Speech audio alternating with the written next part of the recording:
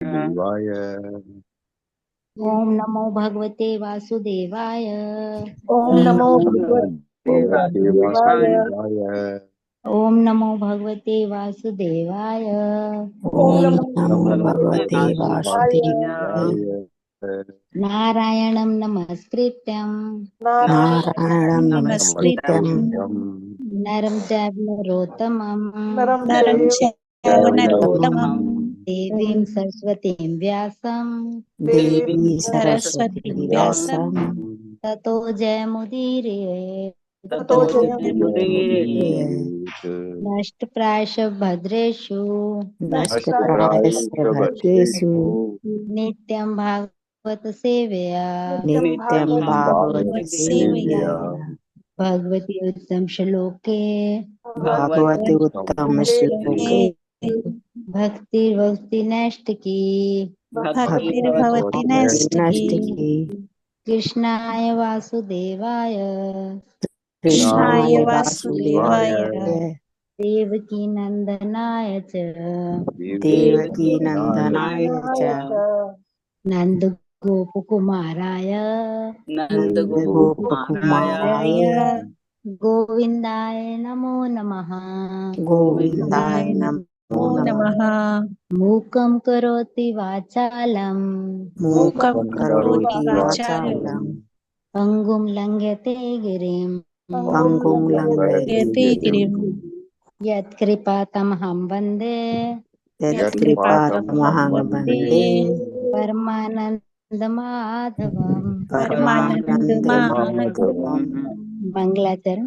ॐ अज्ञानतिमिरान्धस्य ज्ञानाञ्जनशलाकया चक्षुरुन्मीलितं येन तस्मै श्रीगुरुवे नमः।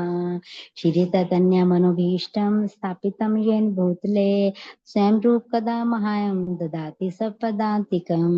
वन्देऽहं श्रीगुरु श्रीयुतपत्कमलं श्रीगुरुन् वैष्णवांश्च श्रीरूपं सागरजातं सहगण रघुनाथान्वितं तं सजीवम् साद्वैतं सावधूतं परिजन सहितं कृष्ण चैतन्य देवं श्री राधा कृष्ण पादान सहगन ललिता श्री विशाखान्वितांश हे कृष्ण करुणा सिंधु दीन बंधु जगतपते गोपेश गोपिका कांत राधा कांत नमोस्तुते ते तप्त कांचन गौरांगी राधे वृंदावनेश्वरी वृषभानुसुते देवी प्रणमामि हरि प्रिय वाञ्छाकल्पतरुभ्यश्च कृपा सिन्धुभ्यः च पतितानां पावनेभ्यो वैष्णवेभ्यो नमो नमः। नमे ओं विष्णुपादाय कृष्णपृष्ठाय भूतले श्रीमते भक्तिवेदांत स्वामिनिति नामिने नमस्ते सरस्वती देवी गौरवाणी परिचारणे निर्विशेष शून्यवादी पाश्चात्य देश तारणे जय श्री कृष्ण चैतन्य प्रभु नित्यानंद श्री अद्वैत गदाधर श्री वासुदेव गौर भक्त वृंद हरे कृष्ण कृष्ण कृष्ण हरे हरे हरे राम राम राम हरे हरे। हरे कृष्णा सभी को दंडवत प्रणाम। हरे कृष्णा माता जी दंडवत प्रणाम। हरे कृष्णा इंदु शर्मा माता जी, आपका बहुत बहुत धन्यवाद आज के जप और आज के प्रार्थनाएं करने के लिए। और सभी भक्तों का हार्दिक अभिनंदन है आज के इस प्रातःकालीन जप सत्र में। हरे कृष्णा सभी को।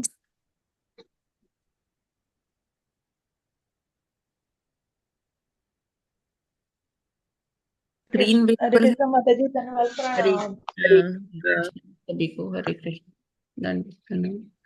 स्क्रीन विजिबल है? जी माता जी। जी माता जी। ओके।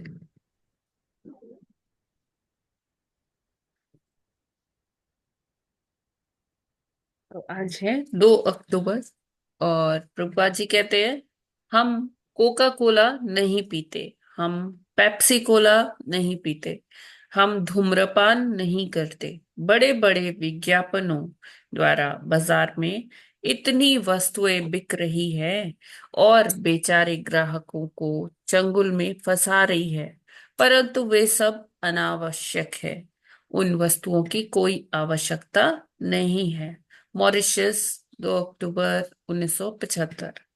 तो प्रभुपाद जी भागवतम का लेक्चर दे रहे थे और उसमें कुछ प्रसंग आता है कि जैसे आजकल विज्ञापन आते हैं, विज्ञापन में अननेसेसरीली लोगों के मन में भरा जाता है कि अगर आप ये पदार्थ नहीं खाएंगे तो आपकी बॉडी जो है कमजोर रह जाएगी, या कुछ ऐसा, ये परफ्यूम नहीं लगाएंगे तो आप कहीं ये दौड़ में सबसे पीछे रह जाएंगे, आपको उतना प्रेफरेंस नहीं मिलेगा। या ऐसे बहुत सारे विज्ञापन हैं जो लोगों को गुमराह कर रहे हैं और अपनी एक्चुअली उनको इंद्रिय तृप्ति की तरफ मोड़ रहे हैं। तो हम आज भी देखते हैं, ये 1975 की बात है, लेकिन आज भी ऐसा ही हो रहा है, कुछ बदला नहीं है बल्कि और ज्यादा बढ़ गया है ना। एडवर्टाइजमेंट का ही जमाना हो गया है और लोग कुछ भी कहते हैं, अच्छा ये आप दूध में ये चीज डाल के, ये प्रोडक्ट डाल के पिएंगे तो क्या होगा, बहुत जल्दी आपको जो डेफिशिएंसीज है, मिनरल डेफिशिएंसीज है, वो कम हो जाएगी। और उसमें पता नहीं क्या क्या मिला देते हैं।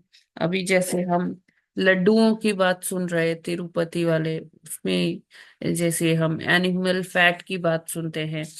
तो ये सारी चीजें जो है हमें हमारी उसके आध्यात्मिक उन्नति के लिए, आध्यात्मिक यात्रा के लिए ये फीसिबल नहीं है, ये मतलब अनुकूल नहीं है। और जैसे प्रभुपाद जी कोका कोला की बात करते हैं, पेप्सी कोला की, ये मतलब इसका प्रचलन इतना चल रहा है, तब से ही चल रहा है, 75 से अभी तक भी थमा नहीं है। लोग अलग अलग ड्रिंक्स, एनर्जी ड्रिंक्स के नाम पर बेचा जा रहा है और स्वास्थ्य से खिलवाड़ किया जा रहा है। और बच्चे, युवा, इवन मतलब हर एज के लोग आराम से ये सारी चीजें खाते हैं, पीते हैं। और सिगरेट, स्मोकिंग, इसको तो हमारी मूवीज में इतना एंडोर्स किया गया है। हमारे मूवीज में जैसे हीरो, हीरो ही नहीं रहेगा विदाउट, अगर वो स्मोकिंग नहीं कर रहा है, अगर वो सिगरेट का धुआं नहीं उड़ा रहा है, तो उसकी हीरोगिरी कुछ कम हुई जा रही है। तो ऐसे इस तरह के विज्ञापन, जैसे अम, शराब के, तंबाकू, गुटखा, ये सारे चीज, और एक से एक बड़े सेलिब्रिटीज ये सारे अ, विज्ञापन करते हैं और लोगों को इंद्रिय तृप्ति की ओर खींचते चले जाते हैं। नशे, इंद्रिय तृप्ति, और इवन आप देखिए, एग्स के लिए ऐड आता था पहले, संडे हो या मंडे रोज खाए अंडे। तो ये सब हम किस तरफ जा रहे हैं, किस ओर जा रहे हैं। प्रभुपाद जी वहां मॉरिशस के लोगों को संबोधित कर रहे थे, प्रवचन कर रहे थे भागवतम का। तो उसके दौरान ये सब बोल रहे थे, कहते हमारे समाज में, जो हमारा आध्यात्मिक समाज है, उसमें इन सब चीजों की कोई जगह नहीं है, क्योंकि इससे कोई हमारी, हम वो ही चीज ग्रहण करते हैं जिससे हमारी भक्ति बढ़े, जो वो हमें भक्ति के लिए अनुकूल हो, है ना। जो चीजें प्रतिकूल है उनको वो हमारे लिए त्याज्य हैं, उनको हम त्याग देते हैं, छोड़ देते हैं।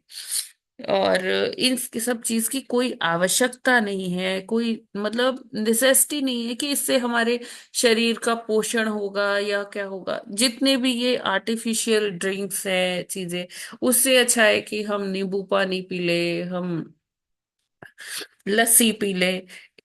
ऐसी चीजें हमें फायदा देती है हमारे शरीर को, लेकिन ये सारी चीजें जो है, इससे हमें बचना चाहिए, क्योंकि इसमें हमें पता नहीं कि क्या क्या मिला हुआ है, कैसे, कितने स्वच्छता से ये बना हुआ है, और कौन किस चेतना से ये सारी चीजें बना रहा है।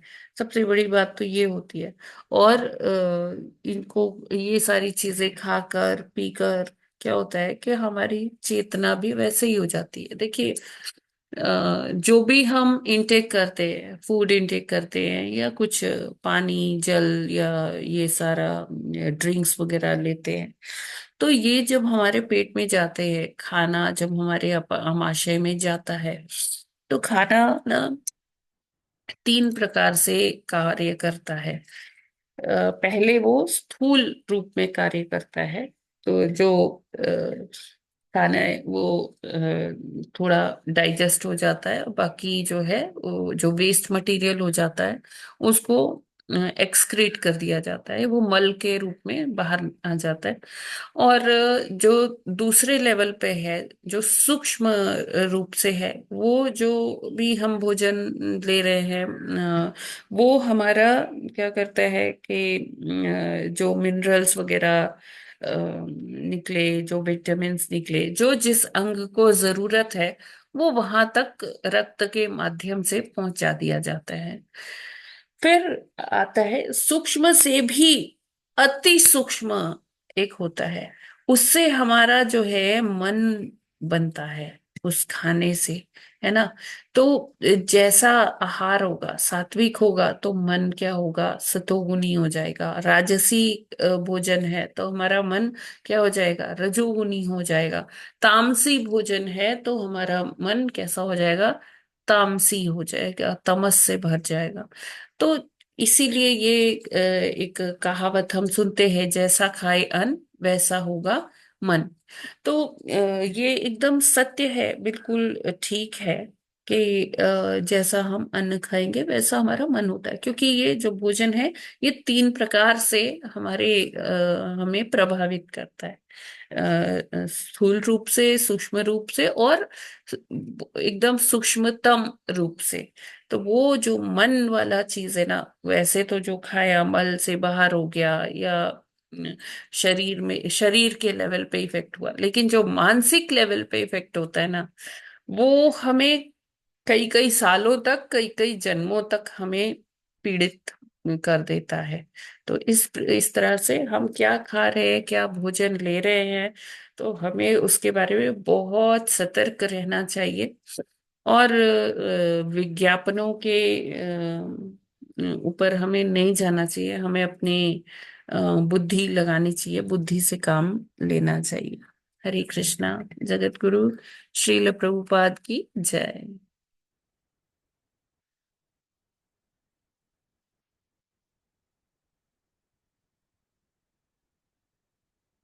हरे कृष्णा।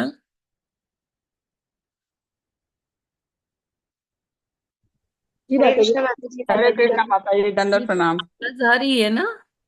जी जी आ रही माता है जी, मैम। जी माता जी, समझ आई। एक्चुअली मुझे लगा शायद मेरी आवाज नहीं जा रही, कोई कुछ बोल ही नहीं रहा था। नहीं नहीं, नहीं, मुझे आवाज आ जा रही रही है। माता जी ध्यान तो सुन सुनने में रहे मग्न ध्यान थे से। माता जी। क्या? सब सुनने में मग्न थे ना, इसलिए। अच्छा अच्छा अच्छा। जी। तो अभी हम लोग चलते हैं भागवतम अध्ययन पर। आज हमें 10वां श्लोक करना है ना। जी 10। चल, पढ़ते हैं। एष द्वे देवदिते गर्भ ओजः काश्यपमर्पितम् दिशस्तिमिर्यन् सर्वा वर्धते अग्निर्वैधसी।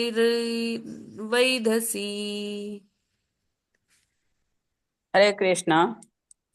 एष देवदिते गर्भ योज काश्यप अर्पितम् दिशः तिमिरयन् सर्वा वर्धते अग्नि इव एधसि। हरे कृष्णा। हरे हरे कृष्ण। कृष्ण। एष देवदितेर्गर्भ ओजः काश्यपमर्पितम् दिशस्ति दिशस्तिमिरयन् सर्वा वर्धते अग्निरिवैधसि। हरे कृष्ण। हरे कृष्ण। एष देव दिते गर्भम ओजा कश्यप अर्पितम दिशा तिमिरयन सर्वः वर्धते अग्निर्वैधसी। हरे कृष्ण। हरे कृष्ण। एष देवादिते गर्भ ओजा काश्यपमर्पितम् दिशस्ति मे यन् सर्वा वर्धते अग्निर्वेधसी। हरे कृष्णा। हरे कृष्णा। एष देव जिते गर्भ ओजः काश्यपमर्पितम् दिशस्तिमिर्यन् सर्वा वर्धते अग्निरिवैधसी। हरे कृष्णा।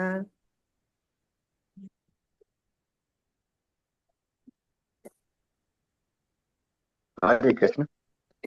ईश देवदिते गर्भ ऊज काश्यप मर्पितम् दिश इस्ति मिरियन् सर्वा वर्धते अग्निरिवेदसी। हरे कृष्ण। हरे कृष्णा। एष देवादिते गर्भः ओजः काश्यपम् अर्पितम् दिशा तिमिर्यन् सर्वा वर्धते अग्निरिवेधसी। हरे कृष्णा। माता जी दंडवत प्रणाम। सभी भक्तों को दंडवत प्रणाम। हरे हरे कृष्णा। कृष्णा। ऐश ऐष देव दिते गर्भ ओज कश्यप अर्पितम् दिशतिमर्यन् सर्वाः वर्धते अग्नि अग्निर्वैधशी। हरे कृष्णा। हरे कृष्णा। ऐशदेव दितेर्गर्भ ओज काश्यप अर्पितम् दिशि तमर अन्य सर्वा वर्धते अग्निरी वेदसी। हरे कृष्णा। हरे कृष्णा। शब्दार्थ, अनुवाद और तात्पर्य श्रील प्रभुपाद जी के द्वारा। श्रील प्रभुपाद जी की जय। शब्दार्थ। एषः यह देव, हे प्रभु, दिति का गर्भः गर्भ, ओजः वीर्य, काश्यपम कश्यप का, अर्पितम स्थापित किया गया, दिशाएं, तिमिरियन पूर्ण अंधकार उत्पन्न करते हुए, सर्वाह सारे, वर्धते बढ़ाता है, अग्नि आग, इव सदृश, एधसी ईंधन। अनुवाद। जिस तरह ईंधन अग्नि को वर्धित करता है, उसी तरह दिति के गर्भ में कश्यप के वीर्य से उत्पन्न भ्रूण ने सारे ब्रह्मांड में पूर्ण अंधकार उत्पन्न कर दिया। तो यहाँ वही बात हो रही है कि यहाँ समता दी जा रही है कि जैसे हम अगर आग में और घी डालेंगे, या मान लीजिए केरोसिन डाल दिया, पेट्रोल डाल दिया, तो इस तरह का ईंधन हम जितना आग में डालते जाएंगे, आग उतनी ही और बढ़ती जाएगी। वर्धित का मतलब है, वर्धन का मतलब है बढ़ना। तो जिस प्रकार ईंधन आग को और बढ़ाता है, उसी प्रकार से दिति के गर्भ में जो कश्यप मुनि का वीर्य है, उससे जो भ्रूण उत्पन्न हुआ है, वो क्या कर रहा है, संसार में और अंधकार बढ़ाता जा रहा है ना। वो मतलब ये जो शिशु हैं दिति के गर्भ में, ये इतने समझ लीजिए इतने प्रतापी हैं, इतने शक्तिशाली हैं कि ये सूर्य और चंद्रमा के तेज को भी धूमिल कर रहे हैं। ठीक है। तो इससे हमें क्या पता चलता है, मतलब ये एक्चुअली कौन है, ये भगवान के पार्षद हैं, ये कोई साधारण लोग नहीं है, ये भगवान के पार्षद हैं जय विजय, और बहुत ही शक्तिशाली हैं। तो आचार्य गण कहते हैं कि या तो आप भगवान के भक्त बन जाइए, धीरे धीरे हरि नाम करते रहिए, तो एक समय आएगा कि भगवान कृपा करेंगे और आपको आध्यात्मिकता की जो सर्वोच्च वो है लेवल, आप उस पर पहुंच सकते हैं, यानी कि भगवत प्राप्ति कर सकते हैं। और अगर आप भक्त नहीं बन सकते, तो ऐसे असुर बनिए, इतना विध्वंस करिए, इतना ज्यादा बुरा करिए, जैसे हिरण्यकश्यपु, हिरण्याक्ष, रावण, ये ऐसे लोग कि भगवान स्वयं आपका वध करने के लिए आए।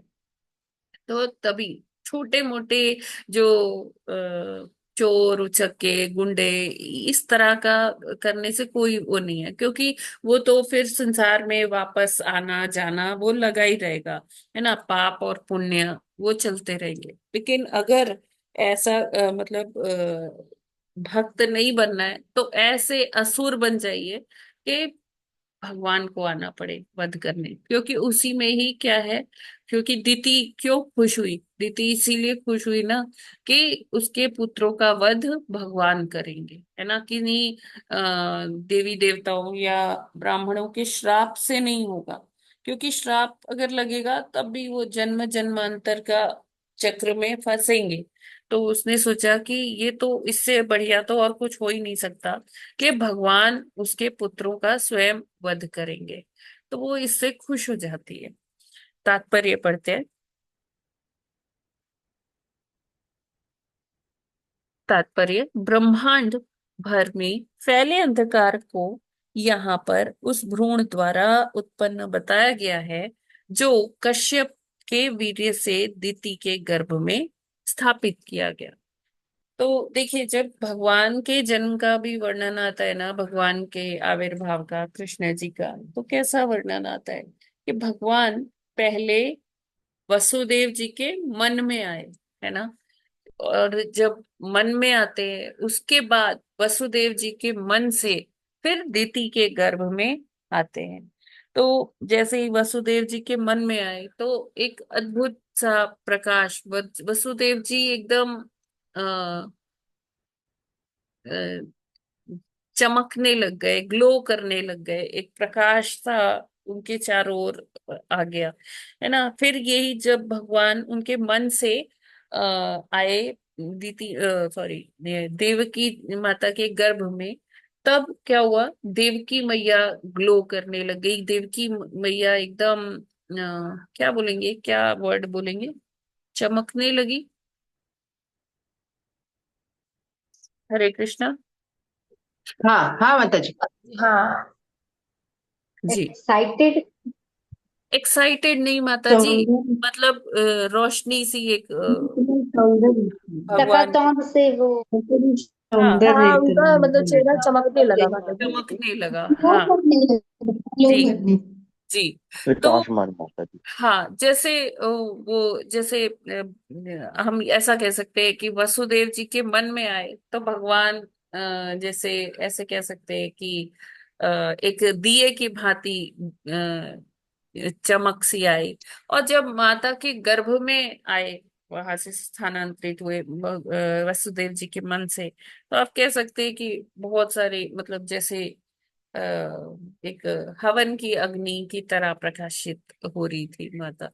तो यहाँ पर यही है कि कश्यप ऋषि का वीर्य जब दिति के गर्भ में स्थापित हुआ, तो क्योंकि वो आसुरी प्रवृत्ति का था। भगवान तो वो तो भगवान है, तो भगवान जब आते हैं तो वहां पर भगवान के शरीर से हमें पता है बहुत कांति निकलती है, बहुत वो ही पूरा क्या बन जाती है, ब्रह्म ज्योति बन जाती है ना।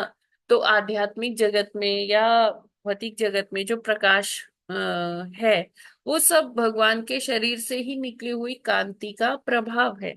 लेकिन ये कौन थे, ये आसुरी प्रवृत्ति के ये जीव थे जो दिति माता के गर्भ में स्थापित हुए। क्यों? क्योंकि जो उन्होंने मतलब निषेध काल में ये कार्य किया, तो इससे क्या हुआ कि उनके गर्भ में उचित तरह से मतलब कह सकते हैं कि गर्भाधान संस्कार नहीं हुआ।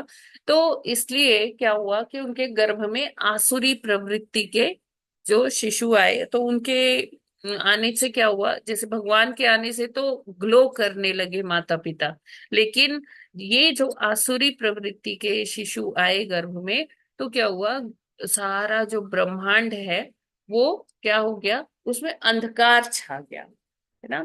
तो ये बता रहे कि कैसे आसुरी और जो या सुर प्रकृति के जब आते हैं तो उसमें क्या डिफरेंस रहता है। तो आसुरी प्रवृत्ति वाले कौन होते हैं, जैसे इसमें कई योनियां हो जाती है, जैसे यक्ष हो गए, राक्षस हो गए। ये ब्रह्मा जी की जंघा से उत्पन्न हुए हैं ये, है ना। तो ये जब भी आते हैं तो संसार में बड़ी उथल पुथल मचती है ना। बहुत ये नेचुरल डिजास्टर्स आ जाते हैं, प्राकृतिक आपदाएं आती है, जैसे भूकंप हो गया, सुनामी हो गया, या बहुत तेज तूफान, साइक्लोन, इस तरह का चीजें आती है जब ऐसे कोई बच्चे जन्म लेते हैं, तो आसुरी प्रवृत्ति के। और इसी में जैसे अब ये दीति के पुत्र है, तो ये तो कश्यप ऋषि की ही संतानें हैं, तो वैसे ये ब्राह्मण ही कहे जाएंगे। लेकिन जो अदिति माता के गर्भ से उत्पन्न हुए वो आदित्य कहलाते हैं, वो देवताओं की श्रेणी में आते हैं, सुर उनको कहते हैं, ये सुर प्रवृत्ति के हैं। और जो दीति माता के गर्भ से उत्पन्न होते हैं वो कौन है? दैत्य है। और ये दैत्य वैसे तो देखा जाए तो ब्राह्मण, जैसे उनके पिता ब्राह्मण है, लेकिन अभी इनका बेटा जो है वो ब्राह्मण वाले जो गुण है वो नहीं शो कर रहा। कुल से ब्राह्मण है, लेकिन उसके जो नेचर है, जो स्वभाव है, वो आसुरी प्रवृत्ति कहा जाएगा। तो जब असुर कहते हैं ना, तो असुर में क्या आते हैं? यक्ष भी आ जाते हैं, राक्षस भी आ जाते हैं, ये दिति के पुत्र अर्थात दैत्य आ जाते हैं। दनु माता, दनु भी एक पत्नी थी कश्यप ऋषि की, तो दनु के जो पुत्र है वो आ जाते हैं, दानव जिनको कहते हैं। तो वैसे दैत्य और दानव ये कोई वो नहीं है कि राक्षस ने, योनि नहीं है दैत्य और दानव, ये योनि नहीं है। ये मतलब जैसे माता से पुत्रों को संबोधित किया जाता है ना, जैसे अदिति माता के पुत्र आदित्य, वैसे ही दिति माता के पुत्र दैत्य, दनु माता के पुत्र दानव।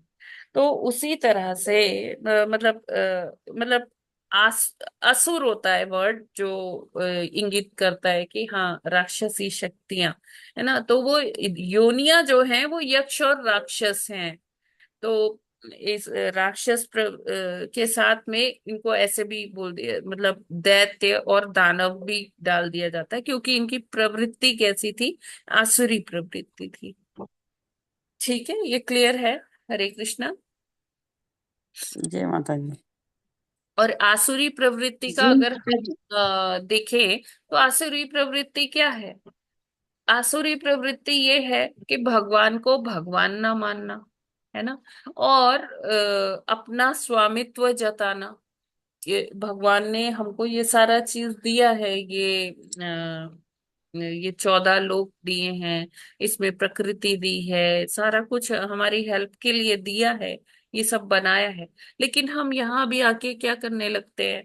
सारी नेचुरल रिसोर्सेज का, प्राकृतिक संसाधनों का दोहन करने लगते हैं, और उस पर अपना अधिकार समझने लगते हैं। जो छोटे, जो निर्बल जीव हैं, उनको हम अपना आहार बनाने के लिए, सिर्फ अपनी जिह्वा के स्वाद के लिए उनको कष्ट पहुंचाते हैं, उनको कितने बुरी तरह से काटते हैं, मारते हैं, और उनको पका पका के खाते हैं। तो वो ये सारी पाश्विक प्रवृत्ति आसुरी प्रवृत्ति में आती है। तो मेनली जो गुणी योनियां हैं, यक्षों की, राक्षसों की, तो वो सारी आसुरी प्रवृत्ति वाली कहलाती है। और दिति माता और दनु माता के पुत्रों में ऐसी ही आसुरी प्रवृत्ति थी, तो इसलिए उनको इसी कैटेगरी में रखा जाता है। हरे कृष्णा। इसमें कोई प्रश्न है क्या?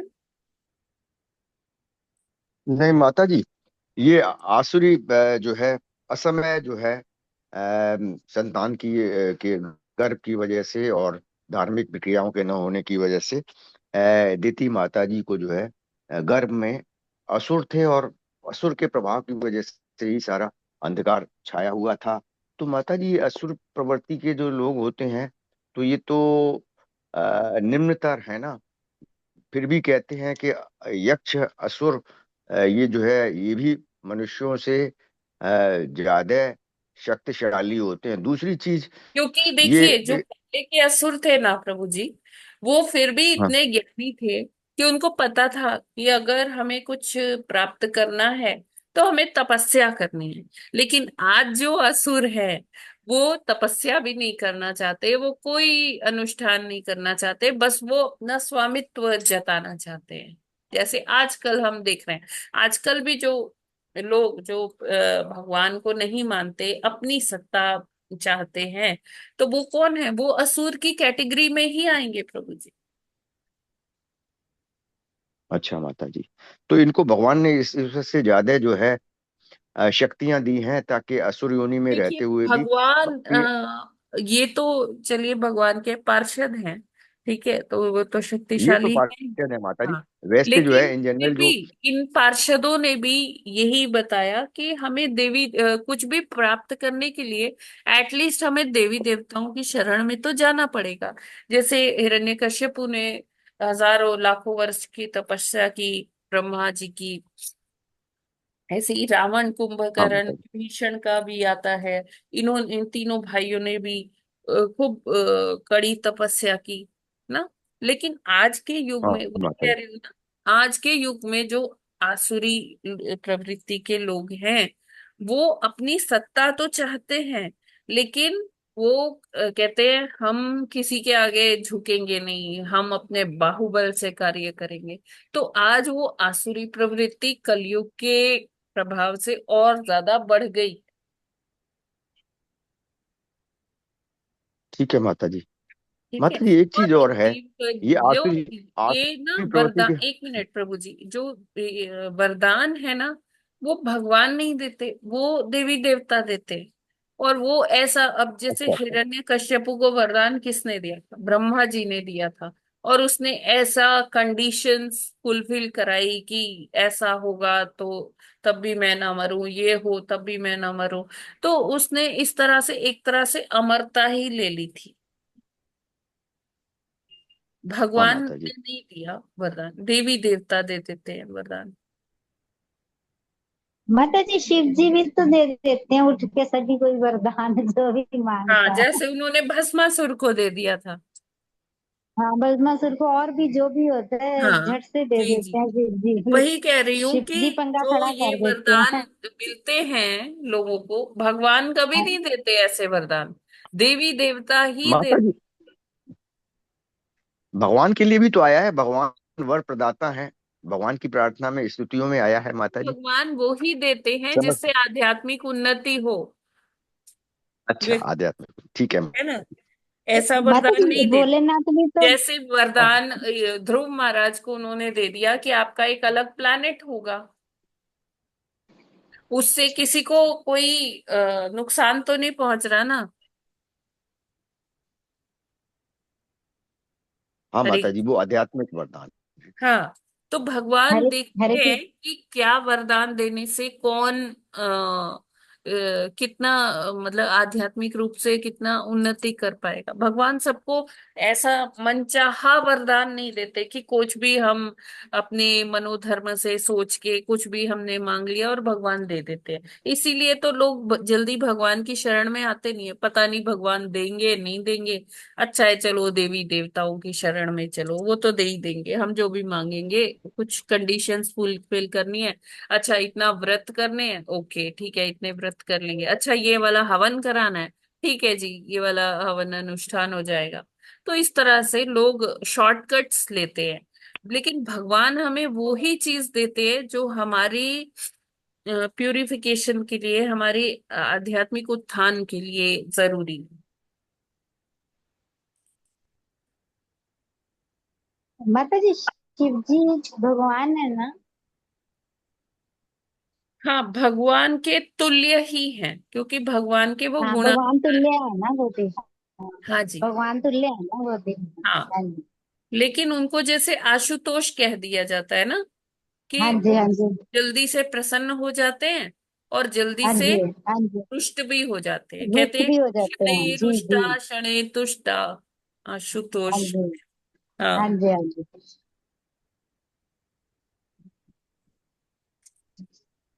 ठीक है, क्लियर हाँ है जी ना हाँ ये माता। माता वाला जी। श्लोक? जी हाँ जी माता जी प्रभु। बिल्कुल। ठीक है माता जी। वो भगवान देते तो आध्यात्मिक की हैं, लेकिन साथ में स्वयं जो है भौतिक सुखों के लिए भी दे देते हैं। और ध्रुव महाराज को ने तो कहा, मैं भक्तों की भगवान के भक्तों की सेवा करना चाहता हूँ, मुझे और कुछ नहीं चाहिए। लेकिन भगवान ने 25,000 साल तक उनको वर दिया कि फिर उन्होंने शासन किया, भौतिक सुख सारे जी भगवान ने स्वयं उनको। हाँ, जी जी जी। हरे कृष्ण। हरे कृष्ण। ठीक है, आगे बढ़ते हैं। 11वां श्लोक।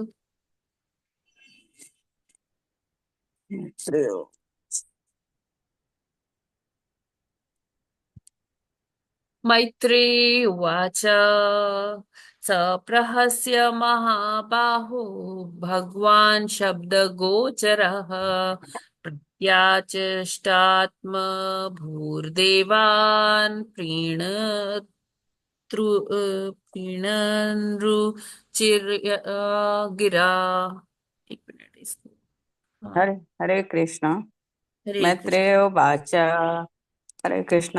मैत्रेय उवाच सप्रहस्य महाबाहो भगवान् शब्दगोचर प्रत्याचाष्टमा भूर्देवान् प्रीणन् रुचिर्या गिरा।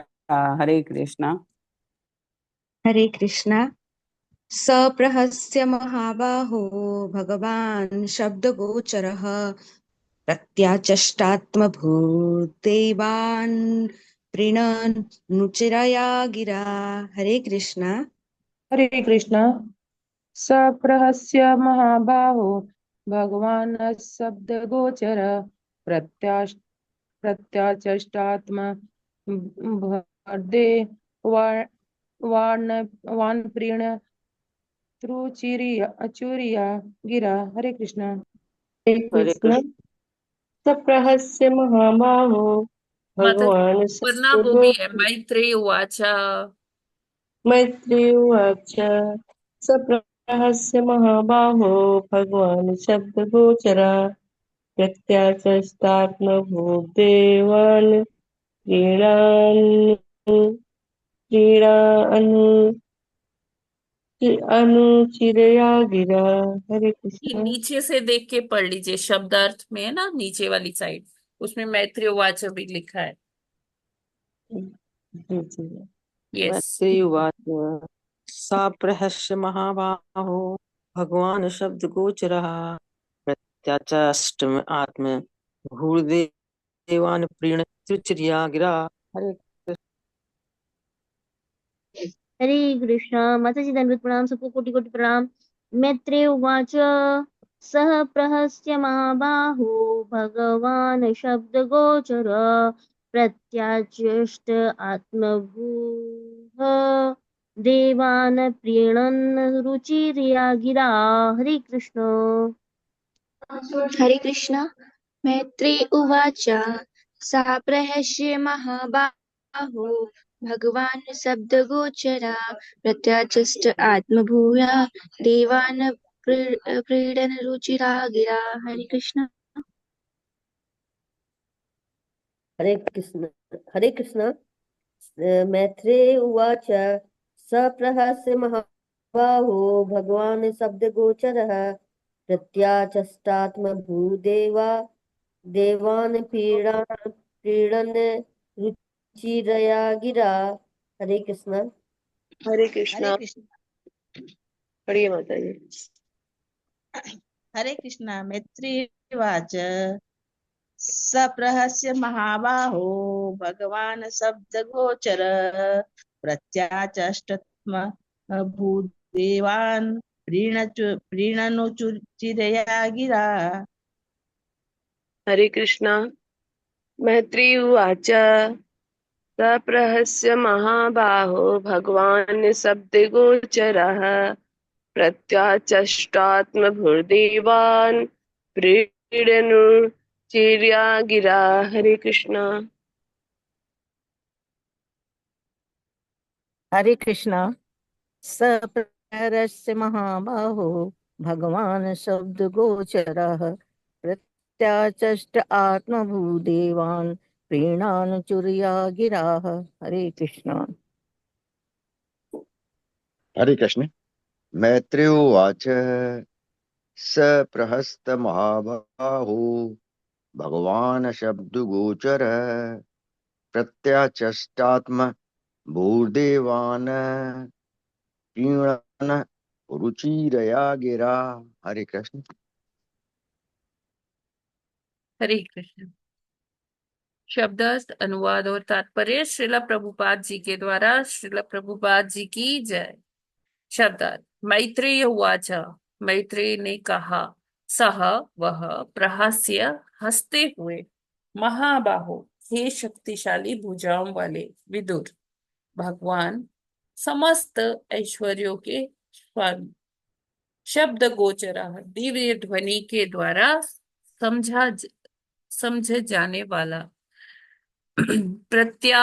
प्रत्याचष्ट उत्तर दिया, आत्मभू ब्रह्मा ने देवान देवताओं को प्रीणन तुष्ट करते हुए, रुचिरिया मधुर गिरा शब्दों से। अनुवाद। श्री मैत्रेय ने कहा, इस तरह दिव्य ध्वनि से समझे जाने वाले ब्रह्मा ने देवताओं की स्तुतियों से प्रसन्न होकर उन्हें तुष्ट करने का प्रयास किया। तात्पर्य। ब्रह्मा दिति के दुष्कर्मों को समझ गए, अतः वे सारी स्थिति पर हंसे। उन्होंने वहां पर उपस्थित देवताओं को ऐसे शब्दों में उत्तर दिया जिन्हें वे समझ सके। तो देखिए, ये चैप्टर का नाम क्या है? ईश्वर का साम्राज्य। तो यहाँ पर भगवान के धाम की विशेष चर्चा होने वाली है। ब्रह्मा जी समझ गए कि देवताओं का मंतव्य क्या है, देवता उनका महिमा मंडन क्यों कर रहे हैं। तो लिखा है कि ब्रह्मा जी हंसे, है ना। जब उन्होंने अपने उससे देखा, दिव्य दृष्टि से देखा कि देवताओं की चिंता का कारण क्या है, तो वो समझ गए और हंसे। और वो जान गए कि दिति ने गलत समय पर कश्यप ऋषि को उत्तेजित किया, उनको उलाहनाएं दी, और जो उसका गर्भ है वो इनकी चिंता का कारण बन रहा है देवताओं की। तो वो इस सारे प्रसंग पर थोड़ा सा हंसे और सारी बात जान गए। तो अब आगे के श्लोकों में क्या होगा, भगवान जो ब्रह्मा जी हैं, अब वो विस्तार से देवताओं को समझाएंगे कि ये हिरण्यकश्यपु और जो हिरण्याक्ष आ रहे हैं वो क्यों आ रहे हैं, उनका प्रयोजन क्या है, किस तरह से सारा चीज हुआ। तो यहाँ सनक सनंदन जो चार कुमार हैं उनके बारे में वो कथा सुनाएंगे। भगवान का धाम कैसा है, वैकुंठ कैसा है, उसकी चर्चा यहाँ पर होगी। और देखिए, अगर हम देखें ना, तो जितने भी और पंथ हैं उनके यहाँ भी भगवान के धाम की चर्चा है ना। ऐसा वो कहते हैं कि भाई जितने उनके समर्थक नहीं है, उनके पद्धति को नहीं मानते, वो सब बेकार है, उनको मार दो। तो ऐसा होगा तो फिर ऐसे जन्नत मिलेगी जहां पर वो क्या होती है, अ, क्या होती है जन्नत में, वो क्या कहते हैं, अप्सराएं, हूर, बहत्तर हूरें। बहत्तर हूरे। हाँ, 72 हूरें मिलेंगी। और वहां दूध की नदियां हैं, शहद की नदियां हैं, दरिया बोलते हैं शायद, है ना। ऐसे बहुत अच्छा आनंद आता है। तो वो लोग भी इतना महिमा मंडन करते हैं, लेकिन उनको मतलब ये सारी चीजें हमारे शास्त्रों में भी है, लेकिन जो वो जन्नत का बात करते हैं वो स्वर्ग तक ही है। हमें तो ये भी पता है कि स्वर्ग की जो चीजें हैं वो बड़ी तुच्छ हैं, है ना। स्वर्ग से ऊपर भी लोग हैं, है ना। और उनसे अलग जो है आध्यात्मिक जगत अलग ही है, जहाँ स्वर्ग की भी जो ऑप्युलेंसेस हैं, स्वर्ग की जो जो इतनी बखान होता है कि ये है स्वर्ग में, तो उससे कहीं ज्यादा वो बहुत तुच्छ है, उससे कहीं ज्यादा भगवत धाम में है, गोलोक धाम में है, साकेत धाम में है, वैकुंठ लोकों में है। इतनी ऐश्वर्य है वहां का कि वो हमारी बुद्धि में भी हमें नहीं समझ में आएगा, हमारी भौतिक बुद्धि से। तो मतलब हम देखते हैं कि हर धर्म हर पंथ में इस तरह की चीजें है कि हेवेंस है, वहां जाइए, वहां जाएंगे तो सब कुछ वहां बहुत अच्छा अच्छा होता है। कोई जन्नत बोलता है, कोई हेवन बोलता है, इस तरह से हर एक जगह पर है। तो ब्रह्मा जी यहाँ पर अभी भगवान के पूरे साम्राज्य का वर्णन करने जा रहे हैं और देवताओं को बताने जा रहे हैं कि क्या कारण है कि क्यों ये अंधकार व्याप्त हो गया है। तो यहाँ जैसे देवतागण आते हैं ब्रह्मा जी के पास, तो उससे हम हमें क्या पता चलता है कि जब भी हम कोई याचना लेकर जाते हैं तो हमें मतलब अपने सीनियर्स के पास जाना चाहिए, उनसे डिस्कशन करना चाहिए। और मतलब एक्चुअली डायरेक्टली हम बाईपास नहीं कर सकते, हमें एक वो हिरारकी से होकर ही जाना होता है। और अपने जो हमारे सीनियर्स है, तो हमें उनसे अगर हम भौतिक दृष्टि से भी देखें तब भी यही होता है, हम हायरार्की को बाईपास नहीं कर सकते, है ना। और अगर हम आध्यात्मिक दृष्टि से देखें तो वहां भी यही है कि हमारे जैसे गुरु हैं तो हम गुरु की शरण में जाते हैं और गुरु हमें जैसा आदेश करते हैं हम उस तरह से करना चाहिए हमें। तो इसी तरह से देवताओं ने क्या किया, ब्रह्मा जी के पास गए और ब्रह्मा जी के पास जाकर उन्होंने याचना की। और फिर अब ब्रह्मा जी उनको आगे बताएंगे। ठीक है, ये क्लियर है? हरे कृष्ण। जी हाँ बाबा। माता जी, क्लियर है। ब्रह्मा जी को तो भगवान की तरह मान के ही जो है उनकी प्रार्थना की थी देव लोगों ने। लेकिन और भगवान के तुल्य इसलिए हैं क्योंकि भगवान के अंश हैं। लेकिन ब्रह्मा जी भी जो है जानते हैं कि भगवान तो भगवान हैं। इसलिए अब यहाँ चार उन्होंने नाम लिए हैं, सनक सनातन सनंदन और सनत कुमार, जो उनके पूर्वज हैं जिनका विवरण आगे शायद देंगे वो। तो अल्टीमेटली तो भगवान ही है जो सबकी इच्छाएं पूरी जो सबके कार्य पूरे करते हैं। हरे जी कृष्ण। प्रभु जी, आगे पढ़ लेते हैं हम, है ना। और कोई प्रश्न है क्या उसमें किसी का? नहीं तो फिर आगे बढ़ते हैं। ओके। नहीं, मैं तो समझ बारवा आई। 12वां श्लोक। ब्रह्मोवाच मानसा मे सुतायुष्मत् पूर्वजाः सनकादयः चेरुर्विहाय सा लोकाल्लोकेषु विगतस्पृहाः। हरे हरे कृष्ण। ब्रह्मोवाच मानसा मे सुता युष्मतज पूर्वजा सनकादयः चेरुर्विहाय सा लोकालोकेषु विगत स्पृहः। हरे कृष्ण। हरे कृष्णा। हरे कृष्णा माता जी, धन्यवाद प्रणाम।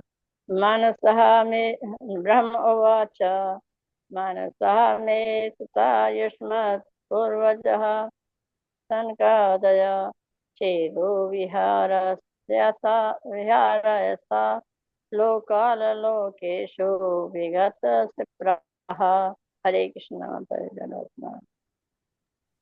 हरे कृष्णा। ब्रह्मोवाच मानसा मे सुता युष्मत् पूर्वजाः सनकादयः चेरुर्विहाय सा लोकाल लोकेषु विगत अस्पृहा। हरे कृष्णा। हरे हरे कृष्ण। कृष्ण।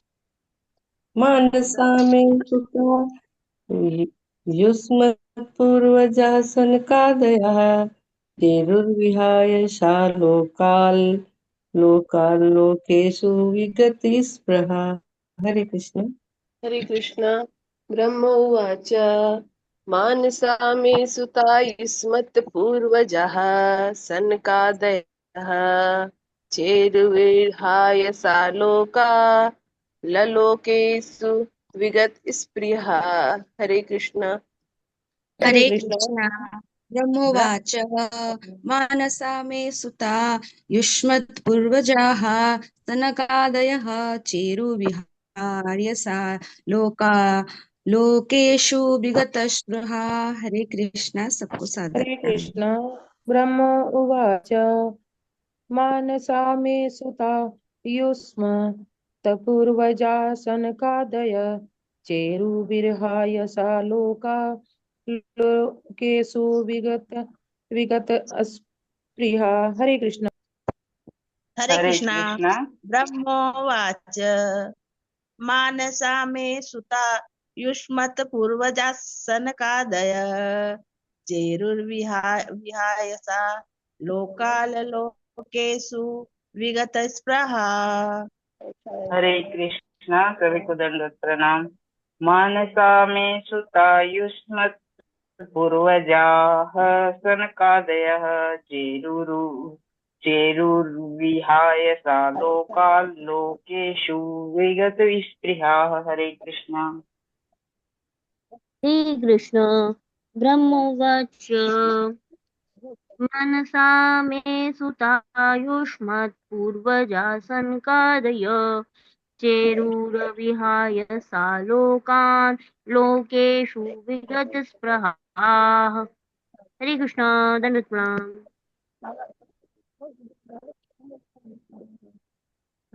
ब्रह्मोवाच मानसा मे सुता युष्मत्पूर्वजा सनकादय चेरुर्विहाय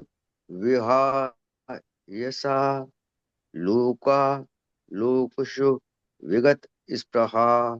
हरे कृष्ण। हरे कृष्ण।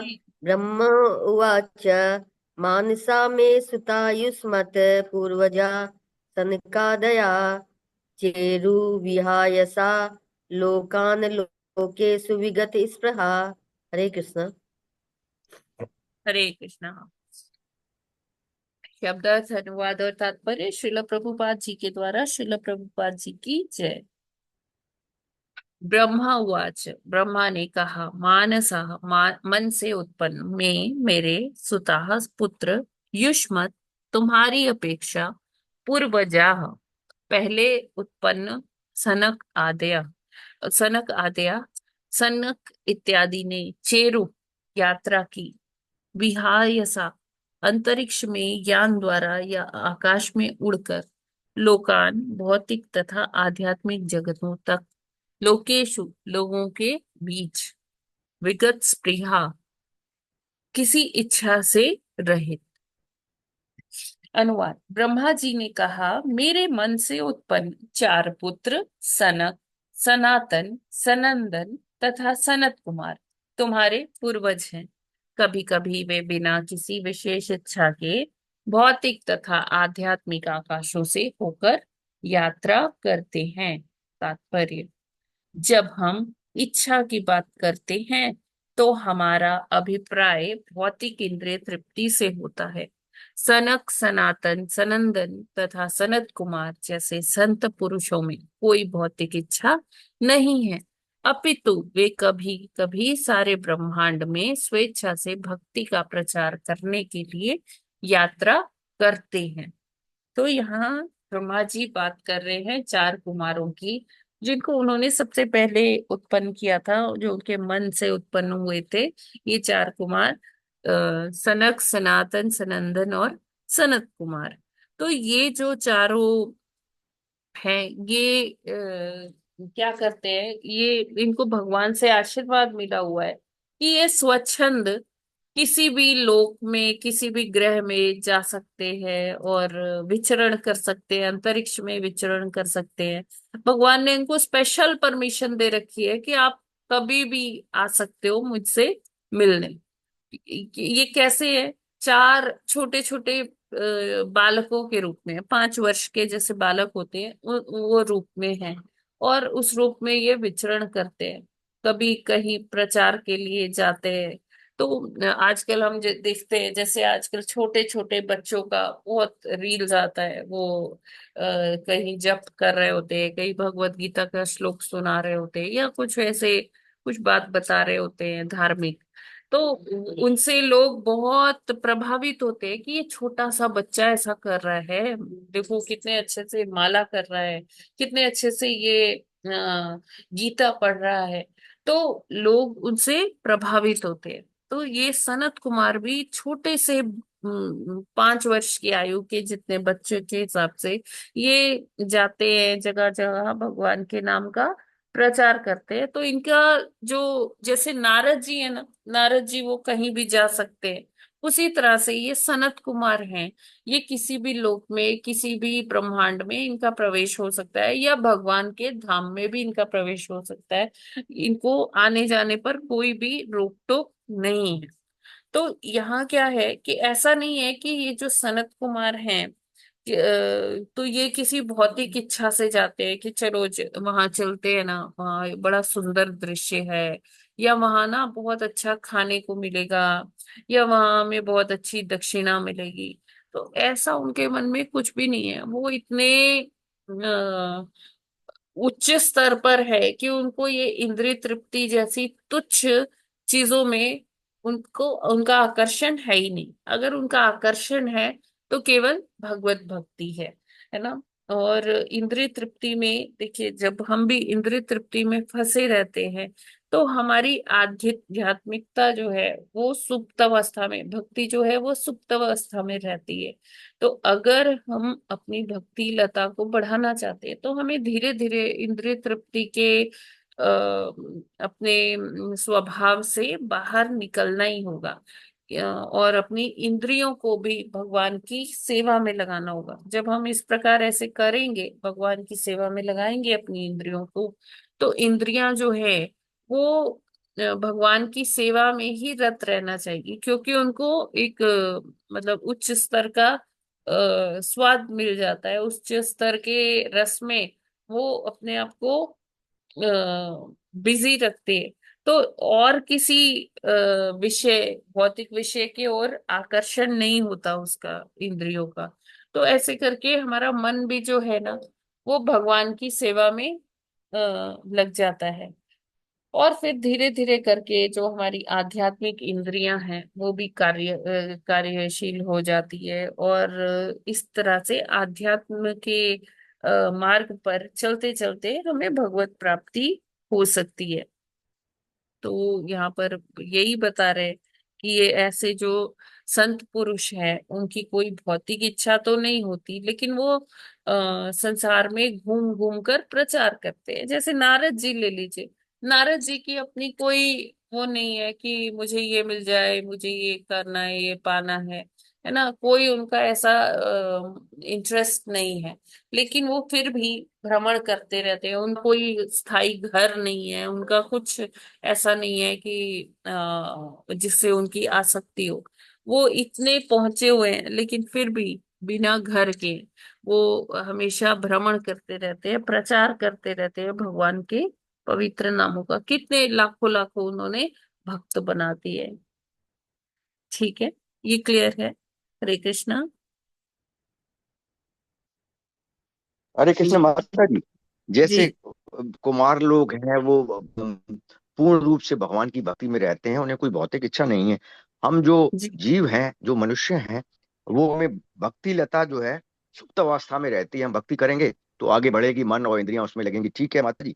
लेकिन इंद्रियों को अब तो आध्यात्मिक इंद्रियों से मतलब क्या मानव बुद्धि है क्या? आध्यात्मिक और तो कोई इंद्रिय शायद क्या होती है फिर? आध्यात्मिक इंद्रियां होती है भगवान जी, प्रभु जी, ये भगवान की भक्ति जब हम करते हैं ना तो जो हमारी आत्मा है उसकी भी इंद्रियां होती हैं, लेकिन वो सुप्तावस्था में होती है क्योंकि हम इंद्रिय तृप्ति में लगे रहते हैं। जब हम भगवान की भक्ति करते हैं तो धीरे धीरे ये आत्मिक जो आध्यात्मिक इंद्रियां हैं ये कार्यशील होती है। देखिए, अच्छा इन्हीं माता जी। इंद्रियों से आध्यात्मिक जगत में जब कोई जीवात्मा जाता है तो उसको आध्यात्मिक शरीर मिलता है, और इन्हीं आध्यात्मिक इंद्रियों से उसको पता चलता है कि उसको भगवान की सेवा कैसे करनी है। ये आत्मा की अच्छा माता जी, और आगे? जी। हाँ माता जी, ठीक है, हरे कृष्ण। हरे कृष्ण। और कोई प्रश्न है क्या? हरे कृष्णा माता जी। हाँ जी माता जी। माता जी हरे दोबारा बताना जरा, ये आध्यात्मिक इंद्रिया कौन सी होती है? देखिए, वैसे तो हमारी भौतिक इंद्रियां हम कहते हैं ये अपूर्ण होती है हाँ ना। जी, हाँ जी, तो हाँ जी, हाँ ये जी, ये जो हमारी इंद्रियां हैं, तो ये भौतिक विषयों से ही आसक्त रहती है, हम इंद्रिय तृप्ति में ही लगे हाँ रहते जी। हैं। लेकिन जब हम इन हम्म, भौतिक इंद्रियों को ना लगाते हैं, भगवान की सेवा में प्रयत्न करते हैं, तो धीरे धीरे हाँ जी, हाँ जी, हमारी आत्मा को भी खुराक मिलती है, आत्मा पोषित होती है। तो आत्मा की भी अपनी एक हाँ जी, इंद्रियां होती है जो ये दिव्य है, दिव्य इंद्रियां हैं, है ना। ये वो इंद्रियां हैं, जब हम भगवत धाम जाते हैं तो ये भगवत धाम जाकर ये हमें प्रेरित करती है भगवान की सेवा करने के लिए। ठीक है माता जी। अच्छा। ये इंद्रियां मतलब आत्मा की जब भगवत इंद्रियां हैं। धाम जाएंगे तो, हाँ, हाँ, ये मतलब आत्मा जब की भगवत इंद्रियां धाम जाएंगे हैं। तब ये हाँ वहाँ हाँ हमारे जी। वो करते जैसे हैं, जो है ना शुद्ध माता जी? प्रेरित भक्त करते हैं कि होते भाई हैं, भगवान की सेवा करो। सुन लीजिए माता जी, सुन लीजिए। अच्छा। जो शुद्ध भक्त हाँ, होते हैं, हाँ जी, उनकी ये आत्मिक इंद्रियां जो हैं, ये जागृत हो जाती है, वो नित्य ही भगवान की सेवा करते रहते हैं। अब जैसे आपने महाराज का एक वीडियो देखा होगा कि महाराज सोए हुए हैं फिर भी वो आरती कर रहे हैं भगवान की। हाँ देखा जी, है ना हाँ आपने जी, वो? हाँ जी, हाँ जी, हाँ जी, पूछिए देखा था मैंने। ये गोपाल कृष्ण गोस्वामी महाराज जी। गोपाल तो कृष्ण वो गोस्वामी, क्या हाँ जी, है, हाँ जी, ऐसे शुद्ध भक्त जो होते हैं ना, उनकी वो आध्यात्मिक इंद्रियां जागृत हो जाती है, तो वो हमेशा उनको भगवान की सेवा में लगाए रहते हैं। चाहे वो देखिए सो भी रहे थे तब भी वो भगवान की सेवा कर रहे थे, आरती हाँ, कर रहे थे, है ना। हाँ जी, हाँ जी, हाँ जी। लेकिन ये भौतिक इंद्रियां जो हैं, अच्छा, ये अच्छा। हमें भौतिक विषयों हाँ, में फंसाए रखती है कि जी मेरे को ये ड्रेस लेना है, हाँ, मेरे को ये बाहर जाके चाट खानी है, बर्गर खाना है, ये खाना है, वो खाना है ना। इन सब चीजों में हमें हाँ जी, उलझा हाँ कर जी, रखती है भौतिक इंद्रियां।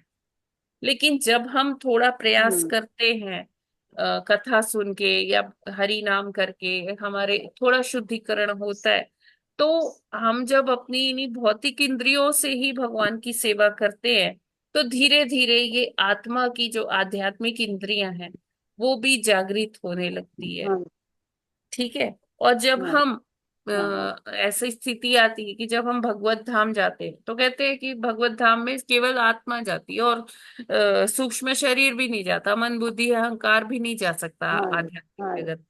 तो आध्यात्मिक हाँ जगत जी, में हाँ जी, केवल आत्मा जाती है, आत्मा की अपनी इंद्रियां भी हैं, वो ही हमें हेल्प करती है वहां आध्यात्मिक जगत में जाकर भगवान की सेवा करने के लिए। वहां आध्यात्मिक शरीर अच्छा, भी मिल जाता है ना। ये इंद्रियां हेल्प करती है हम्म, कि भगवान को क्या पसंद है, क्या उन्होंने खाना है, क्या उन्होंने पहनना है, कैसी माला उनको बना के दे। तो हम्म, उसके लिए भी तो इंद्रियों की जरूरत पड़ेगी ना माता जी। हाँ जी, हाँ जी, हाँ जी, हाँ जी, हाँ तो जी, वो आत्मा की इंद्रियां हाँ जी, होती, जब वो तो करें दिव्य सेवा। होती है।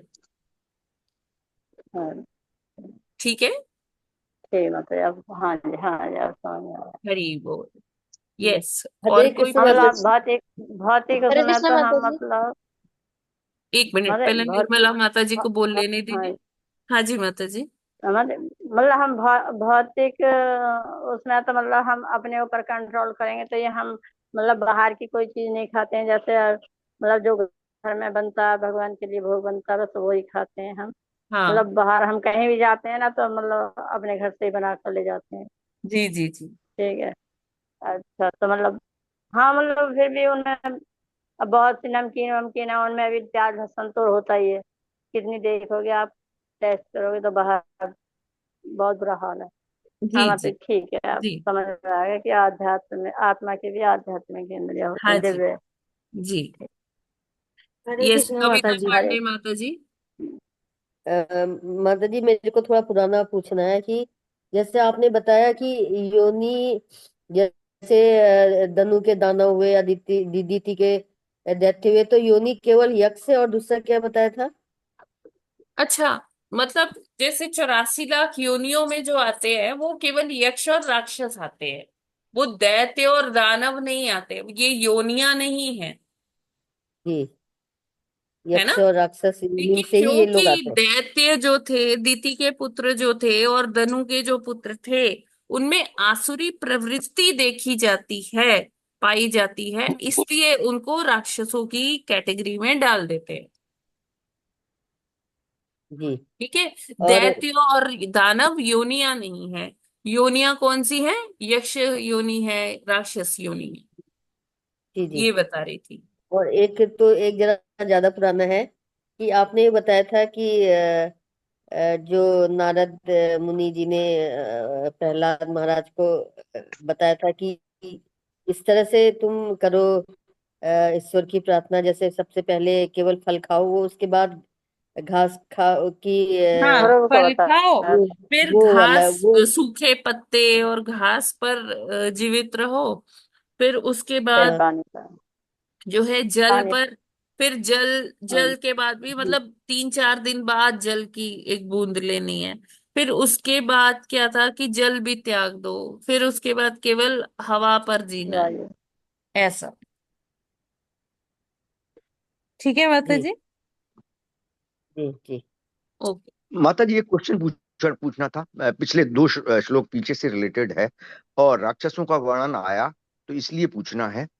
तो ये जो 7 नीचे के लोक हैं, उनमें भगवान शिव के लोक को, और जो है दूसरे जो भगवान हैं उनके लोक को छोड़कर समस्त जो है ये राक्षसों का निवास है, जो कि बिल स्वर्ग कहलाते हैं, कि जो नहीं कि नहीं ज्यादा नहीं नहीं नहीं सुखमय और नहीं प्रभु जी, नहीं प्रभु जी, ऐसा हम नहीं कह सकते कि पाताल में सारे राक्षस ही रहते, नहीं, या ऊपर के लोक में सारे सब जो है भगवान के ही भक्त है। देखिए, हर प्रकार के लोग हर लोक में हैं। अभी पाताल लोक में सारे जो है वो अभक्त ही नहीं है, राक्षस ही नहीं है, है ना। राक्षस कुल में हो सकते हैं, अच्छा लेकिन वो भक्त भी हैं वहां। अब जैसे नागलोक है, नागलोक वाले बहुत भगवान की पूजा आराधना करते हैं। अभी बलि महाराज सुतल लोक में है, तो वहां भगवान भी जाते हैं और वहां बहुत भक्ति होती है। लेकिन माता जी ये तो कहा जाता है कि वो भगवान की भक्ति ज्यादा नहीं करते हैं, ज्यादा भोग विलास करते हैं। तो क्वेश्चन ये था। एक्सेप्शंस हैं प्रभु जी, वही मैं कहना चाहती हूँ, एक्सेप्शंस आर देयर, अच्छा, काफी है ना। सुविधाएं हैं, ऐसा हम और स्त्रियों के पूरा बारे ये में भी नहीं आया कर है कि सकते, 3 तरह की। पूरा ये जनरलाइज नहीं कर सकते कि नहीं जी वहां तो भक्ति होती ही नहीं है। बलि महाराज है ना अच्छा वहां, माता जी। उनके हाँ, द्वारपाल बलि जाते हैं और ना भगवान शिव जो बनकर है। सूतल लोक में। हाँ, तो उनके तो लोक ही अलग है। हाँ तो माता जी उनके तो लोक ही अलग है ना। नहीं, पाताल में आता है ना सूतल लोक, हाँ, लेकिन 7 लोकों में सुतल लोक में ही है ना। है और बाकी बचे हुए जो लोक है हैं उसमें तो प्रभु जी, पातालों नाग में ही नाग सूतल लोक है, बलि महाराज जहाँ है, हाँ, बलि अलग लोक महाराज नहीं है का उनके। लोक है, और शिव जी। अच्छा, ठीक, तो तो वहां माता जी भक्ति एक जगह होती आया है। है जो कि जो ये। नागलोक जो है नीचे ही अच्छा है ना, नागलोक में भी बहुत भक्ति होती है। अच्छा माता जी ऐसा है। अब इसका आपको संदर्भ वहां मिलेगा कि मेघनाथ की जो वाइफ थी, सुलोचना, जो उसकी पत्नी थी मेघनाथ की, वो नाग कन्या थी, और वो बहुत बड़ी भक्त थी भगवान की, है अच्छा ना। माता जी। जी। अच्छा इवन जो मय दानव है, मंदोदरी के जो पिताजी थे मय दानव, और उनका उल्लेख उधर भी आता है, पांडवों का जो उन्होंने वो खांडव प्रस्थ में जो उनका महल बनाया था, इंद्रप्रस्थ, तो ये जो मय दानव है ये भी भगवान के भक्त हैं। अच्छा माता जी। जी हाँ माता जी, मेरा क्वेश्चन ये था कि जो ये जो रहते हैं नीचे, जो भी हैं, जितने भी पार्ट में रहते हैं राक्षस, इनके जी लिए लिखा है क्योंकि भोग भोग विलास में रहते हैं, तो भोग विलास के लिए ये भूल लोक है ना ऊपर, जो राहु केतु के नीचे भी जो है अन्य जो लोग हैं, यक्ष और राक्षस और उनके, तो क्या दो लोग दिए हैं क्या भगवान ने इन लोगों को रहने के लिए, कि नीचे भूमि के लोकों में रहो और हाँ, भोग विलास के लिए भूर्व लोक में जाओ, ऐसा है? ये क्वेश्चन था देखिए मेरा। भूमि के नीचे कहना प्रभु जी गलत होगा। ऐसा अच्छा नहीं अच्छा। हम डिगिंग करेंगे, हम खुदाई करेंगे तो हमें पाताल मिल जाएगा, ऐसा नहीं है। वो हाँ एंटायरली माता जी। अलग ही लोक है, पृथ्वी से उसका अच्छा लेना माता देना जी। नहीं है। ठीक है ना? हाँ। अच्छा हाँ। हाँ। और जो राहु केतु का है उनका भी एक अलग ही लोक है, क्योंकि अब उन्होंने अमृत पी लिया था, तो उनमें थोड़ी सी सात्विक गुण भी आ गए थे, थोड़े से, है ना? तो उनको हाँ एक माता जी। पाताल के अलावा उनका अलग अलग अपना लोक है।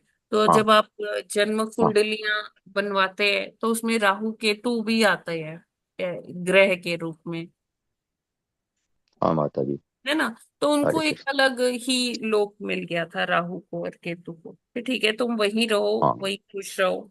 बीच बीच में वो आते हैं ग्रहण उत्पन्न करने, कभी चंद्र ग्रहण, कभी सूर्य ग्रहण।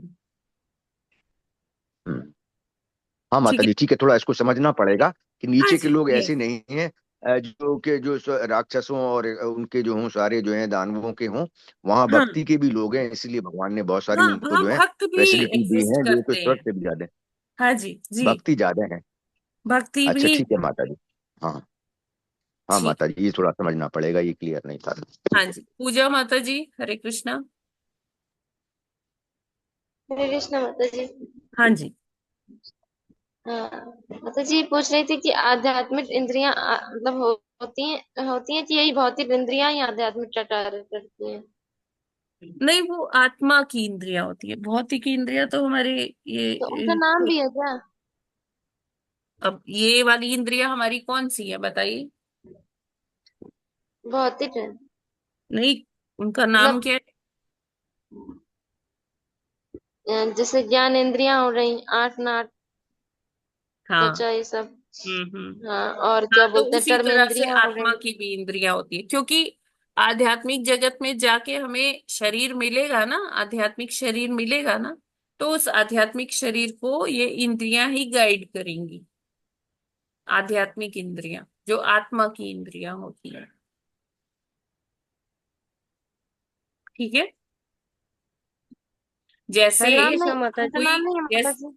जैसे आप कोई कार्य करते हो पूजा माता जी, तो आपको आपकी आंख गाइड करती है, कान भी गाइड करते हैं, जिह्वा आपकी सहायता करती है। उसी तरह से आध्यात्मिक जगत में भी तो कार्य होगा ना, भगवान की वहां सेवा करनी होगी।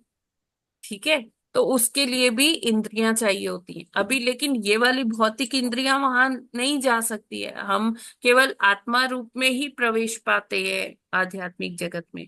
फिर वहां आध्यात्मिक जगत में आध्यात्मिक शरीर मिलता है, लेकिन इंद्रियां कहाँ से आएगी? वो तो शरीर मिला है। तो आत्मा की अपनी इंद्रियां भी होती हैं। ठीक है। आपने कभी ऐसे सुना है कि उसने ऐसा कार्य किया कि मेरी आत्मा दुखी हो गई? आत्मा दुखी कैसे हो सकती है? उसकी इट मीन्स कि उसकी इंद्रिया है, तभी उसे कुछ महसूस होता है। यस और नो? हाँ जी माता जी। है ना? तो कुछ तो होगा ना कि आत्मा कैसे दुखी हुई। आत्मा दुखी सुखी अगर है हो रही है, इट मीन्स कि उसके पास रियलाइज करने का कुछ तो है ना। तो वो आध्यात्मिक इंद्रियां हैं। कहते हैं कि जब आत्मा को कथा नहीं मिलती है, भजन नहीं मिलता है, भगवान का नाम नहीं मिलता है, तो आत्मा कुंठित हो जाती है, दुखी हो जाती है। कैसे दुखी होती है? दुखी होने के लिए इंद्रियों की आवश्यकता है कि नहीं है? हाँ जी माता जी, वही कह रही हूँ कि आत्मा के पास भी क्या आठ नाट तला मतलब ये सब है हाँ क्या? हाँ हाँ जी, बिल्कुल। जी माता जी। तो ठीक है। एक बात और माता जी, ये बताइए माता जी। हाँ जी। यस हरे कृष्णा। माता जी।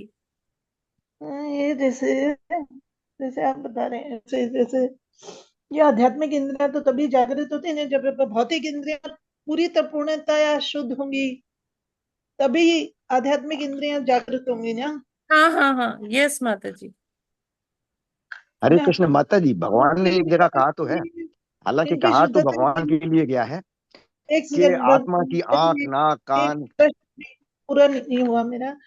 इसमें जो कह रहे हैं भौतिक इंद्रियों की शुद्धता के लिए यही आवश्यक है कि वो पूर्णतया भगवान को समर्पित हो, मतलब जो भी हम कार्य कर रहे हैं उसमें कृष्ण को केंद्र मान करके ही जब हम्म। करें हर इंद्रिय द्वारा, तभी वो शुद्धता आ सकती है ना। हाँ देखिए, जब हम जैसे प्रभुपाद जी ने हमें 4 नियम बताया है, हमें डेली प्रोग्राम बताया है, अगर हम उसको फॉलो करते रहेंगे तो क्या होगा कि धीरे धीरे हमारी जो आध्यात्मिक इंद्रियां हैं वो जागृत होंगी। ठीक है ठीक, यही। हरे कृष्ण माता जी, जी। आत्मा को ब्रह्म भी कहा गया है और भगवान ने साफ कहा है कि आत्मा दिव्य है, अव्यय है। और एक जगह ऐसा लगता है कि भगवान के लिए कहा गया है, लेकिन आत्मा के लिए कहा गया है कि आत्मा के ब्रह्म के या आत्मा के सब तरफ आंख, नाक, कान और शरीर के हिस्से हैं। तो एक बार मैंने पूछा था तो प्रभु जी ने कहा भगवान के लिए है। तो दिव्य तो है ही है, आत्मा का तो सब तरफ जो है वो है ना। हम्म। आया है माता जी ये गीता में। हम जो आत्मा है, हम हैं, हम भगवान के ही तो अंश है ना प्रभु जी। हाँ माता जी। हाँ तो माता जी इस तरह आया है, क्लियर लिखा हुआ है, इसके जी आंख, नाक, कान सब तरफ एग्जैक्टली। मौजूद है, ये जी दिव्य है, अव्यय है और ये जो है शाश्वत है, और ये सब जगह लिखा हुआ है वो तो। जी हरे कृष्ण। बिल्कुल बिल्कुल। यस, उमा माता जी, आपका कुछ प्रश्न था। हरे कृष्णा। माता जी, हरे कृष्णा माता जी। जी माता जी। मेरी बेटी का आज जन्मदिन है माता जी। हरी बोल। तो उमा माता, क्या नाम है उनका? मुस्कान गुप्ता। मुस्कान गुप्ता, ओके।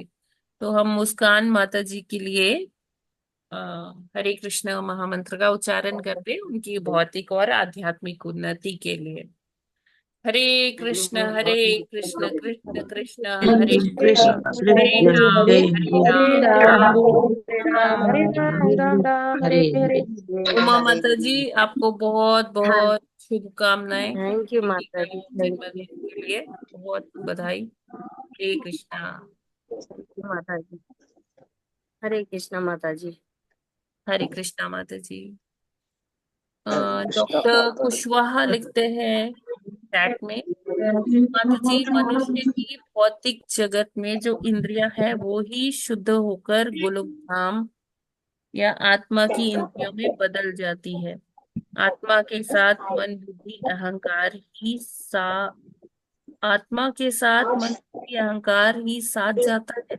नहीं नहीं नहीं नहीं, ना स्थूल शरीर जाता है ना सूक्ष्म शरीर जाता है, मन बुद्धि अहंकार तो प्रवेश ही नहीं है प्रभु जी आध्यात्मिक जगत में। नहीं, स्थूल शरीर भी यहीं रह स्थूल शरीर तो आप जानते हैं नष्ट यहीं हो जाता है, यहीं फूक देते हैं।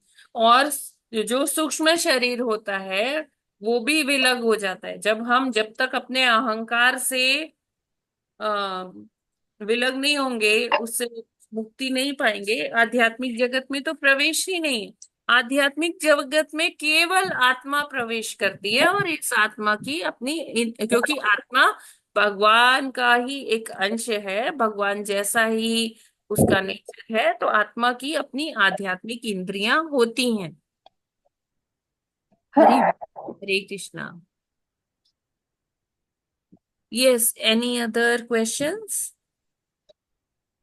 नहीं माता जी, हरे कृष्ण। भगवान करे कि जब सब लास्ट में सारी भक्ति इस संस्था के माध्यम से करें तो एक निश्चित समय पर मन बुद्धि अहंकार से उनकी आत्मा मुक्त हो जाए और वो भगवान की प्यूरिफाइड स्टेट में पहुंचकर और भगवान के साथ प्रेम भक्ति में इन्वॉल्व हो सके।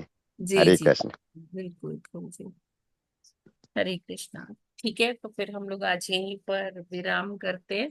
कल किसका जपा है? किसी माता जी ने बोला था मेरे को 3 अक्टूबर के लिए। अच्छा, इंदु माता जी आपने बोला था क्या? जी माता जी, मैंने आज किया ना। आज किया आपने, ठीक है। कल का कौन हाँ, करेंगे? कौन करना चाहते हैं कल का जप? नहीं कोई कर रहा तो दोबारा कर लूंगी मैं। नहीं नहीं नहीं। हरे कृष्ण। माता जी हम 5 को कर लेंगे। हाँ, आपका 5 को है। यस माता जी।